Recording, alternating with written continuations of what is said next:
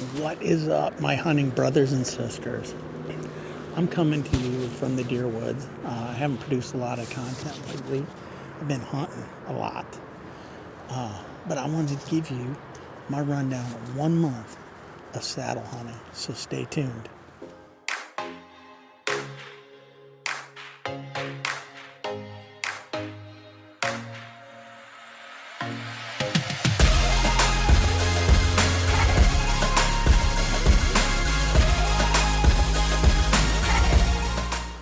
So I got in here 2.5 hours early tonight. I'm going to do a quick video.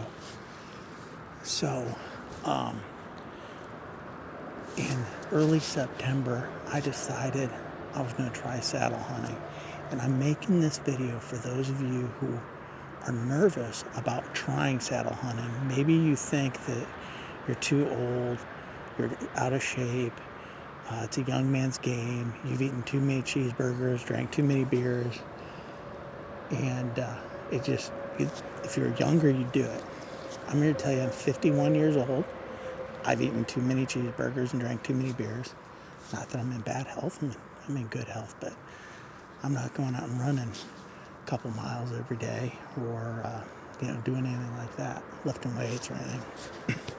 Just kind of an average guy. I'd encourage you to check this stuff out. It seems very intimidating on the front end, but there's a lot of great YouTube channels out there to get you started by younger guys. And that can be a bit intimidating. But I'm telling you, if you go to like the DIY Sportsman, you go to Average Jack Archery, the whole Tethered group did a couple great videos with the hunting public guys. There's a whole bunch of other really good channels out there. Check them out and use those as a starting point. Now, I went with a whole tethered setup. Went and bought it. Tethered didn't give me any kind of deal or anything. They don't even know I'm making this. I'm not promoting their brand. Just all I know is what I bought. There's a lot of great ones out there. But I just went all in. It was expensive, but I did it. And I'm telling you, it's really, really slick. It's completely safe because you are tied off to the tree at all times. Using a lineman's belt, when you get up there with your tether up here connected to your bridge system, it is amazing. What I really, really like about it is just like I'm hunting tonight is I got a bedding area out in front of me. I got the tree in front of me. I can use this tree. In theory, if the deer come out of the bedding to a scrape that's down here by me or coming out transitioning like I think they're going to do, I can use this tree to hide. So I can position myself around this tree to hide from those deer and then come around the tree and shoot. You can shoot almost 360 degrees out of this. There's lots of guys. Chris B did an awesome video. I watched him where he sets up targets at like all 4 quadrants, maybe more, and shows you how to shoot all the different positions. And like literally in 360 degrees, you can shoot 320. Might even be able to get the full 360 depending on how much you want to stretch it. But you can move, you can spin, you're shooting the side, so none of this stuff gets in the way. So again, I went with the whole tethered Phantom setup. Got this back support, which is awesome. You can let this thing out and just so you can lean back, sit up straight. You can tuck it out of the way. Completely is out of the way when I'm drawing my bow. The bridge system is out of the way. Here I'm going to kind of pan around so you can see some of the things that I'm talking about.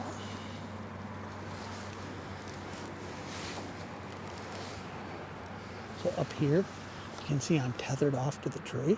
I got my GoPro mounted to the tether. I even bought their equipment attachment. I don't remember the name of this thing, but using some S-beaners. I've got my bow hanging from an S-beaner from it. I've got my quiver hanging from it. Down here I've got my camera bag hanging from the whole thing. Really slick setup. Coming down here, you can see, lift my jacket up. Let me get in here so you can see my jacket's out of the way. There is the front of the harness. It's very similar to a rock climbing harness. Okay, you got your leg loop right here. It's clipped in. Okay, You got doing this looking in the monitor, so where your bridge connects. You got, this is for your linesman loops. I've got the sys haulers. I got one on each side. All your ropes and gear go in these things. Guys, I'm telling you, this thing is so slick.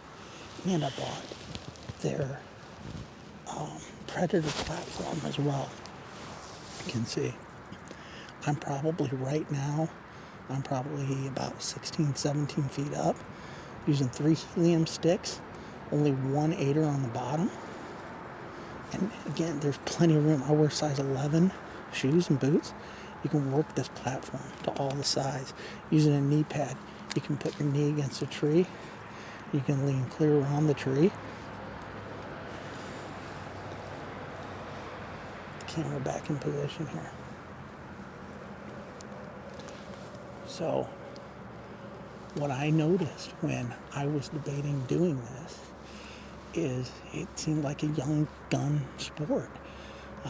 These young guys out in public land, which is awesome, man. I think it's so great what guys like the Hunting Public and Garrett Prawl and all those guys are doing.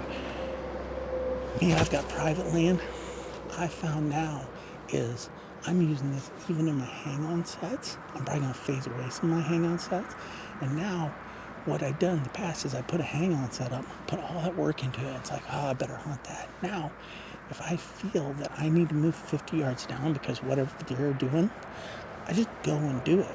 I don't worry about the hang-on sets. And also, in all your hang-on sets, me, I'm lazy. I leave my stuff out all year. Shouldn't do that. Straps dry rot, squirrels get into stuff. I spend a lot of money every year on maintenance of my stands. With this, none of this stuff stays in the tree. It's always packing up with you. So your ropes, which are all climbing rated ropes, okay, just like climbers use, your ropes are going with you every night. So you're not setting out, getting destroyed by UV and everything else. So all your gear stays in pristine condition and you're using it all the time. So when you see a problem, you know it and you can address it right away. Dude, seriously, I know it costs a lot of money. I dropped like $700 in the whole setup, including the helium sticks.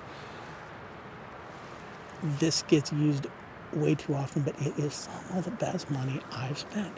I've had deer under me almost every hunt. The first hunt, I had $3 under me. The second time I hunted out of this thing, I killed a doe. I have deer under me all the time, and they generally don't pick me off because I can use that tree. If I can see them coming, I can use that tree as camouflage.